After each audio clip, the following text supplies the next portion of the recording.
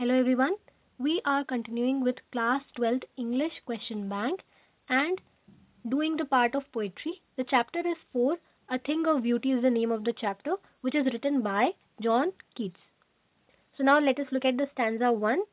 What we are going to do is that we will read the stanza and I'll do the explanation and then we will look at the question answers. Okay, this is how I'm going to do it for you, and so that you can write central idea very nicely, and I'll obviously do the explanation in Hindi as well. So now let us look at the stanza 1. A thing of beauty is a joy forever. Its loveliness increases. It will never pass into nothingness, but will keep a bower quiet for us, and a sleep full of sweet dream and health and quiet breathing. So what is the meaning behind this particular stanza? यहाँ पर poet कह रहे हैं कि कोई भी सुंदर वस्तु या कोई भी चीज जो आंखों को भाए वो हमेशा खुशी देती है. A thing of beauty is a joy forever. और उसकी सुंदरता बढ़ती है समय के साथ, वो कभी विलुप्त या गायब नहीं होती. Its loveliness increases, it will never pass into nothingness. और यही सुंदरता जो हमारे आसपास मौजूद है वो जगह को शांत बनाती है, जहाँ नींद अच्छी आए, जहाँ हम सुंदर सपने देखें और जहाँ व्यक्ति को सुकून मिले. सो अ बावर क्वाइट फॉर अस, कोई ऐसी जगह जहाँ पर हमें शांति मिले, जहाँ हम अच्छे से सो पाए, जहाँ सपने अच्छे आए और हमारी सेहत अच्छी रहे और हम अच्छे से खुल के सांस ले सकें. अर्थात पृथ्वी पर मौजूद वातावरण, फूल, जन जानवर सुंदरता का प्रतीक है और ये सुंदरता कभी नष्ट नहीं होती. वो हमेशा हमारे मन में मौजूद रहती है याद की तरह, और जब भी हम उसके बारे में सोचते हैं हमें अच्छा लगता है. Now let us look at the question answers. Question 1. Name the poem and the poet of these lines. So the poem is A Thing of Beauty. कोई भी सुंदर वस्तु. And the poet is John Keats. यहाँ पर सुंदर चीज़ों के बारे में बात करी गई है कि कैसे कोई भी सुंदर चीज़ जो हमारे आसपास होती है वो कैसे हमें प्रेरणा देती है, हमें खुशी देती है, और अगर वो फिजिकली एग्जिस्टेंस उसका ख़त्म भी हो जाए, जैसे एक फूल है वो मुरझा के ख़त्म भी हो जाए, पर उसकी जो याद होती है, जो उसकी खुशबू होती है, वो हमारे मन में क्या रहती है, जिंदा रह जाती है. हम उसे जब तक याद करते हैं हमें खुशी मिलती है. How is the thing of beauty a joy for ever. Question 2. A thing of beauty is the source of constant Joy. कोई भी सुंदर चीज़ होती है उससे हमें सदैव खुशी मिलती है. Its beauty goes on increasing, और उसकी सुंदरता बढ़ती जाती है हमारे मन में. Actually it will never pass into nothingness, और वो कभी विलुप्त नहीं होती. What kind of sleep does it provide. कोई भी सुंदर वस्तु जो होती है वो हमें कैसे सपने प्रदान करती है. It provides us a sound sleep.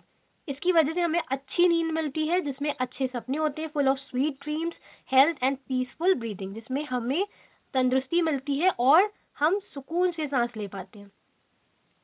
Stanza 2. Therefore on every morrow are we wreathing a flowery band to bind us to the earth. Spite of despondence, of the inhuman dearth, of noble natures, of the gloomy days, of all the unhealthy and o'er-darkened ways made for our searching, yes, in spite of all, some shape of beauty moves away the pall from our dark spirit. Now let us understand this particular stanza with an explanation. First line, therefore on every morrow. इसलिए हर नई सुबह, मोरो का मतलब होता है tomorrow, इसलिए हर नई सुबह हम बना रहे हैं फूलों की माला ताकि हम इस पृथ्वी से जुड़े रहें. A flowery band to bind us to the earth. Wreathing हम बुन रहे हैं, बना रहे हैं एक फूलों की माला, या ऐसे करके कुछ होता हैगा बैंड टाइप्स जो फ्लावर से बनता है, वो हम बना रहे हैं ताकि हम अर्थ से जुड़े रहे. Spite of despondence of the inhuman dearth. व्यक्ति के जीवन में चाहे कितनी भी निराशा हो, डिस्पोंडेंस का मतलब होता है निराशा हो, या इनह्यूमन डर्थ हो, या क्रूरता हो, या महान स्वभाव से वो अपरिचित हो, उसके बुरे दिनों में, अंधकार के दिनों में, वो फिर भी कुछ ऐसा ढूंढ ही लेता है जिसकी सुंदरता उसे आत्मा की बुराई से दूर ले जाए. पॉल का यहाँ मतलब है कफन का कपड़ा, कि उसकी जो आत्मा है उसके ऊपर जो ये कफन का कपड़ा पड़ा है, बुराइयां पड़ी हैं, वो हट जाए. कोई ना कोई ऐसी चीज इंसान ढूंढ लेता है, कोई अच्छाई ढूंढ ही लेता है अपने आसपास. Now let us look at the question answers. Why are we despondent. हम निराश क्यों हैं, होते हैं. We possess the evil qualities of malice. and disappointment. We suffer from the lack of noble qualities. That is why we feel despondent. हमारे अंदर क्या है? हमारे अंदर बुरी क्वालिटीज हैं, बुराई की और निराशा की. इसकी वजह से हम क्या करते हैं? महान जो क्वालिटीज हैं वो हमें लैक करती हैं. महान स्वभाव हमारे अंदर बहुत कम है, इसीलिए हम क्या करते हैं? निराशा महसूस करते हैं, फील करते हैं. What removes the pall from our dark spirit? हमारी धुंधली आत्माओं से पर्दा कौन हटाता है? Some beautiful shapes or a thing of beauty removes the cover of sadness from our gloomy hearts or sad spirit. कोई भी सुंदर वस्तु जो किसी भी शेप में हो, किसी भी आकार में हो, वो क्या करती है? हमारे मन से, हमारे दिलों से पर्दा हटाती है बुराई का, हमारी आत्मा से पर्दा हटाती है. What are we doing every day? हम क्या कर रहे हैं प्रतिदिन? We are weaving a flowery wreath. हम एक माला बना रहे हैं, गार्लिंड बना रहे हैं, ताकि हम इस दुनिया से जुड़े रह सके, दुनिया की खूबसूरती से जुड़े रह सके. This is the imagination of the poet that we are describing here with the help of question answers. Now let us look at stanza 3. Such the sun, the moon, trees old and young, sprouting a shady boon for simple sheep. जैसे कि सूरज है, चांद है, पुराने पेड़ या नए पेड़ हैं, वो क्या है? वरदान की तरह होते हैं एक साधारण से भेड़ के लिए. And such are daffodils with the green world they live in. और वैसे ही डैफोडिल्स को ये हरा भरा वातावरण, इन्वायरमेंट बहुत कुछ देता है उसके जीवन में. That for themselves a cooling convert make against the hot season the mid forest break rich with a sprinkling of fair musk rose blooms. कुदरत से मिले ये जो साफ झरने हैं, रिल्स का मतलब होता है झरने. कुदरत से मिले ये जो साफ झरने हैं वो, और जंगलों के बीच में झाड़ और बिन फूलों के पेड़, वो क्या करते हैं? ठंडा करने का काम करते हैं गर्मियों में. ऐसे रिच इन्वायरमेंट में जहां हवा, पानी, धूप, छांव सब हो, वहां कस्तूरी और गुलाब खिलते हैं. मस्क का मतलब होता है कस्तूरी और रोज का मतलब होता है गुलाब. ऐसी जगह पे क्या होता है? फूल खिलते हैं. इस पर्टिकुलर स्टैंजा में नेचर के वरदान की बात की जा रही है कि कैसे एक सिंपल शीप और डैफोडिल के लिए ये जो इन्वायरमेंट है, ये नेचर है, ये कितना इंपॉर्टेंट रोल प्ले करता है और गर्मी के सीजन में कैसे ये सर्वाइवल को हेल्प करता है. Now let us look at the question answers. Question 1. What sprouts a shady boon for sheep and how?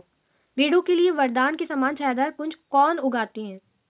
Old and young trees sprouting to make a green and dark shadow. ये जो पुराने और नए पेड़ होते हैं वो क्या करते हैं? अपनी टहनी से छांव प्रदान करते हैं शीप के लिए. यहाँ पर होगा provide. It provides a blessing for simple sheep as it serves them as shelter. और ये वरदान की तरह है भेड़ों के लिए, जो कि उनके लिए छांव का काम करते हैं. How do daffodils and reels enrich the environment? Daffodils और झरने वातावरण, इन्वायरमेंट को कैसे संपन्न बनाते हैं, कैसे उसको रिच करते हैं? Daffodils Bloom. डैफोडिल्स क्या करते हैं? खिलते हैं ग्रीन सराउंडिंग में, जहाँ हरी भरी जगहें होती हैं वहां पर डैफोडिल्स बहुत अच्छे से खिलते हैं. और ये जो रिल्स होती हैं और स्मॉल स्ट्रीम्स होती हैं जहाँ पर ये क्लियर वाटर होता है, वो एक ठंडा शेल्टर बनाता है, ठंडी छाया बनाता है अपने लिए हॉट सीजन के against. Question 3. What makes the mid forest break rich? वन के बीच उगी छोटी झाड़ियों को कौन संपन्न बनाता है? मिड फॉरेस्ट ब्रेक का मतलब होता है छोटी छोटी झाड़ियां. So the answer is the mid forest brake is made rich by the blooming of beautiful musk roses. जंगल के बीच में जो छोटी छोटी झाड़ियां होती हैं उसको संपन्न कौन करता है?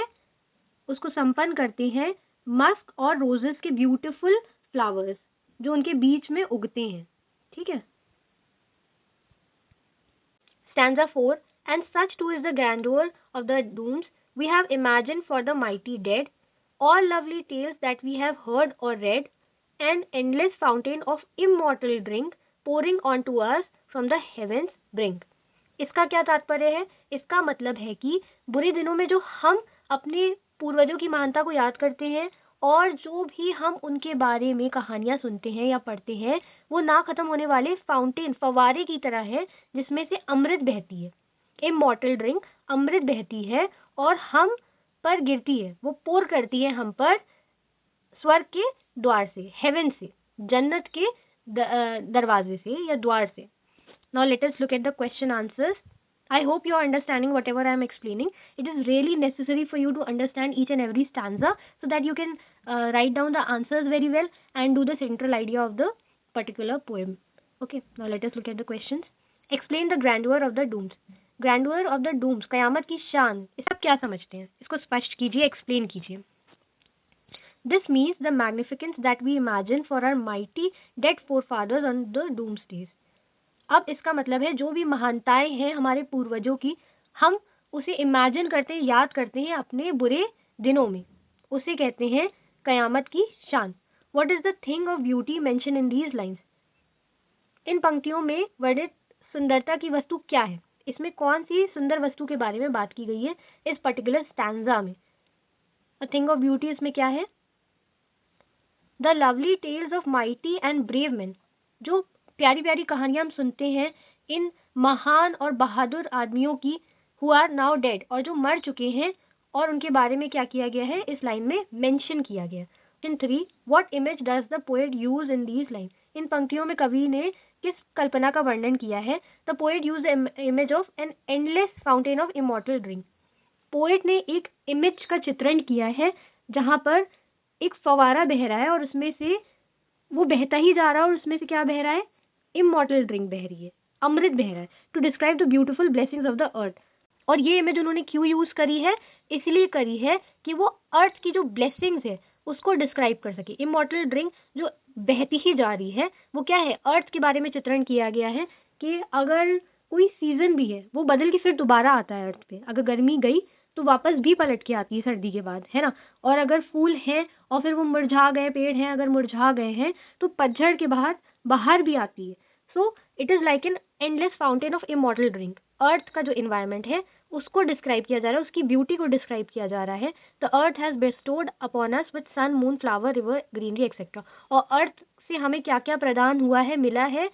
सूरज, चांद, फूल, नदियां और हरा भरा मैदान, हरे भरे जंगल और हरियाली हमें मिली है अर्थ से. So this is what is endless blessing which we are getting from our very beloved earth, और जिसकी वजह से हम एग्जिस्ट करते हैं.